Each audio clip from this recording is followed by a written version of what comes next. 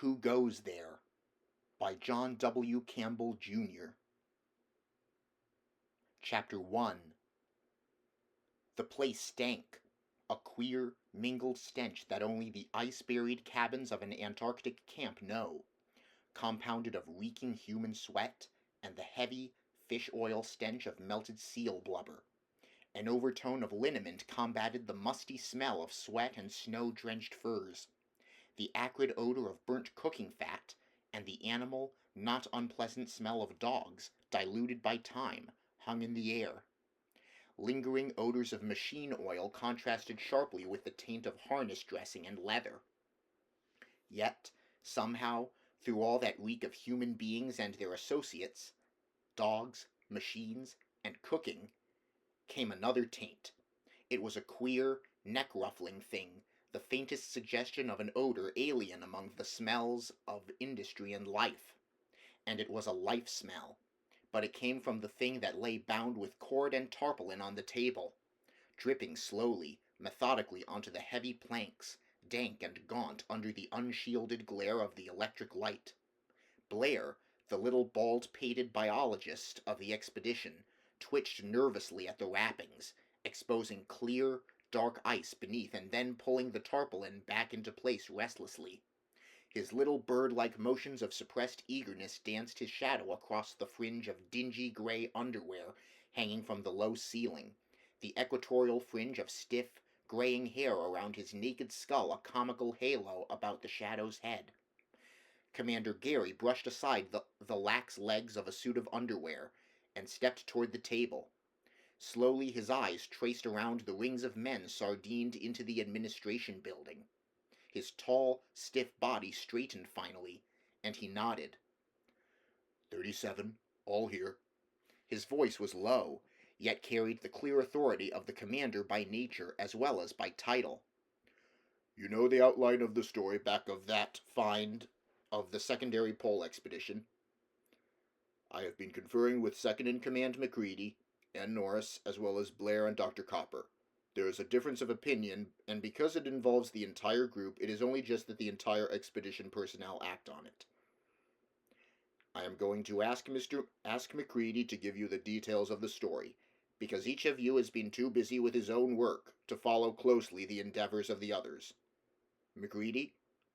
Moving from the smoke-blued background, McCready was a figure from some forgotten myth, a looming bronze statue that held life and walked. 6 feet 4 inches he stood as he halted beside the table, and with a characteristic glance upward to assure himself of room under the low ceiling beams, straightened. His rough, clashingly orange wind-proof jacket he still had on, yet on his huge frame it did not seem misplaced. Even here, 4 feet beneath the driftwind that droned across the Antarctic waste above the ceiling, the cold of the frozen continent leaked in, and gave meaning to the harshness of the man. And he was bronze. His great red bronze beard, the heavy hair that matched it, the gnarled, corded hands gripping, and relaxing on the table planks were bronze. Even the deep sunken eyes beneath heavy brows were bronzed. Age-resisting endurance of the metal spoke in the cragged, heavy outlines of his face, and the mellow tones of the heavy voice. Norris and Blair agree on one thing. That animal we found was not terrestrial in origin. Norris fears there may be danger in that. Blair says there is none. But I'll go back to how and why we found it. To all that was known before we came here, it appeared that this point was exactly over the south magnetic pole of the Earth. The compass does point straight down here, as you all know. The more delicate instruments of the physicians, instruments especially designed for this expedition and its study of the magnetic pole, detected a secondary effect, a secondary less powerful magnetic influence about 80 miles southwest of here. The secondary magnetic expedition went out to investigate it. There is no need for details. We found it, but it was not the huge meteorite or magnetic mountain Norris had expected to find. Iron ore is magnetic, of course, iron more so, and certain special steels even more magnetic. From the surface indications, the secondary pole we found was small, so small that the magnetic effect it had was preposterous. No magnetic material conceivable could have that effect. Soundings through the ice indicated it was within 100 feet of the glacier surface. I think you should know the structure of the place. There is a broad plateau, a level sweep that runs more than 150 miles due south from the secondary station, Van Wall says. He didn't have time to fuel or fly farther, time or fuel to fly farther, but it was running smoothly due south then. Right there where that buried thing was, there is an ice-drowned mountain range, a granite wall of unshakable strength that has dammed back the ice creeping from the south. And 400 miles due south is the South Polar Plateau. You have asked me at various times why it gets warmer here when the wind rises, and most of you know. As a meteorologist, I'd have staked my word that no wind could blow at negative 70 degrees, that no more than a 5-mile wind could blow at negative 50 degrees, without causing warming due to friction with the ground, snow, and ice, and the air itself. We camped there on the lip of that ice-drowned mountain range for 12 days. We dug our camp into the blue ice that formed the surface, and escaped most of it. But for 12 consecutive days the wind blew at 45 miles an hour.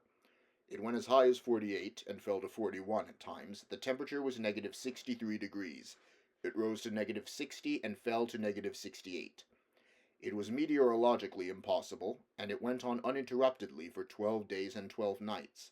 Somewhere to the south, the frozen air of the South Polar Plateau slides down from that 18,000-foot bowl down a mountain pass over a glacier and starts north.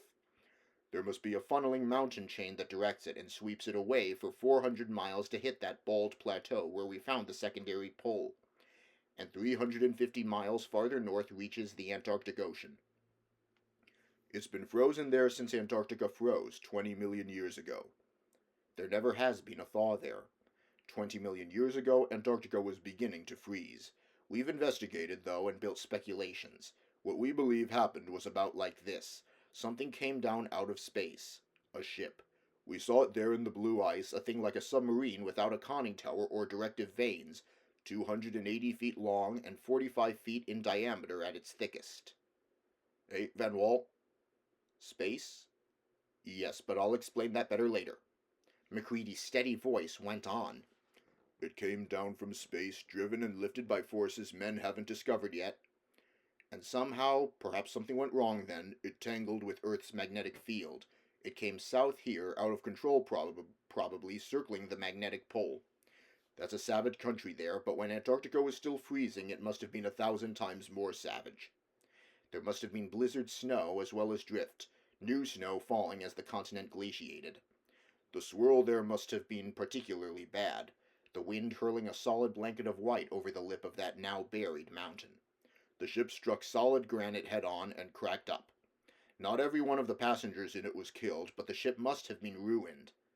Her driving mechanism locked. It tangled with Earth's field, Norris believes. No thing made by intelligent beings can tangle with the dead immensity of a planet's natural forces and survive. One of its passengers stepped out. The wind we saw there never fell below 41, and the temperature never rose above negative 60. Then, the wind must have been stronger, and there was drift falling in a solid sheet. The thing was lost completely in 10 paces. He paused for a moment, the deep, steady voice giving way to the drone of wind overhead and the uneasy, malicious gurgling in the pipe of the galley stove. Drift. A drift wind was sweeping by overhead. Right now the snow picked up by the mumbling wind fled in level, blinding lanes across the face of the buried camp. If a man stepped out of the tunnels that connected each of the camp buildings beneath the surface, he'd be lost in 10 places. Out there, the slim, black finger of the radio mast lifted 300 feet into the air, and at its peak was the clear night sky. A sky of thin, whining wind rushing steadily from beyond to another beyond under the licking, curling mantle of the aurora. And off north, the horizon flamed with queer, angry colors of the midnight twilight. That was spring 300 feet above Antarctica. At the surface, it was white death. Death of a needle-fingered cold driven before the wind, sucking heat from any warm thing. Cold, and white mist of endless, everlasting drift, the fine, fine particles of licking snow that obscured all things. Kinner, the little, scar-faced cook, winced.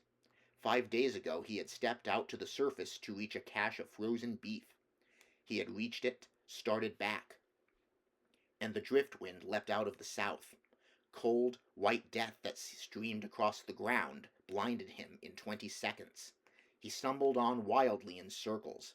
It was half an hour before rope-guided men from below found him in the impenetrable murk. It was easy for man, or thing, to get lost in 10 paces. And the driftwind then was probably more impenetrable than we know. McCready's voice snapped Kinner's mind back to the welcome, dank warmth of the ad building. The passenger of the ship wasn't prepared either, it appears. It froze within 10 feet of the ship. We dug down to find the ship, and our tunnel happened to find the frozen animal. Barkley's ice axe struck its skull. When we saw what it was, Barkley went back to the tractor, started the fire up, and when the steam pressure built, sent a call for Blair or Dr. Copper. Barkley himself was sick then. Stayed sick for 3 days, as a matter of fact. When Blair and Copper came, we cut out the animal in a block of ice, as you see, wrapped it and loaded it on the tractor for return here. We wanted to get into that ship. We reached the side and found that the metal was something we didn't know. Our beryllium bronze non-magnetic tools wouldn't touch it. Barkley had some tool steel on the tractor, and that wouldn't scratch it either. We made reasonable tests, even tried some acid from the batteries, with no results. They must have had a passivating process to make magnesium metal resist acid that way, and the alloy must have been at least 95% magnesium. But we had no way of guessing that, so when we spotted the barely opened lock door, we cut around it. There was clear, hard ice inside the lock where we couldn't reach it. Through the little crack, we could look in and see that only metal and tools were in there, so we decided to loosen the ice with a bomb. We had deconite bombs and thermite. Thermite is the ice softener. Deconite might have shattered valuable things, where the thermite's heat would just loosen that ice. Dr. Copper, Norris, and I placed a 25-pound thermite bomb, wired it, and took the connector up the tunnel to the surface, where Blair had the steam tractor waiting. 100 yards the other side of that granite wall, we set off the thermite bomb. The magnesium metal of the ship caught, of course. The glow of the bomb flared and died, then it began to flare again.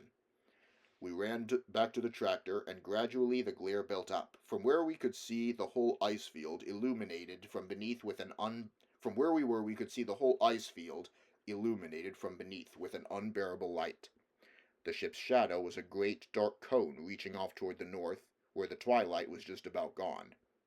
For a moment it lasted, and we counted 3 other shadow things that might have been other passengers frozen there. Then the ice was crashing down and against the ship. That's why I told you about that place. The wind sweeping down from the pole was at our backs. Steam and hydrogen flame were torn away in white ice fog. The flaming heat under the ice was yanked away toward the Antarctic Ocean before it touched us. Otherwise, we wouldn't have come back, even with the shelter of that granite ridge that stopped the light. Somehow in the blinding inferno we could see great hunched things, black bulks. They shed even the furious incandescence of the magnesium for a time.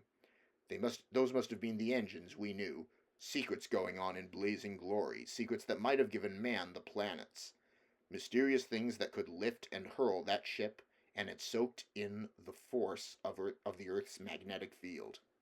I saw Norris's mouth move and ducked. I couldn't hear him. Insulation something gave way. All Earth's field they'd soaked up 20 million years before it broke loose. The aurora in the sky above licked down, and the whole plateau there was bathed in cold fire that blanketed vision. The ice axe in my hand got red hot and hissed on the ice.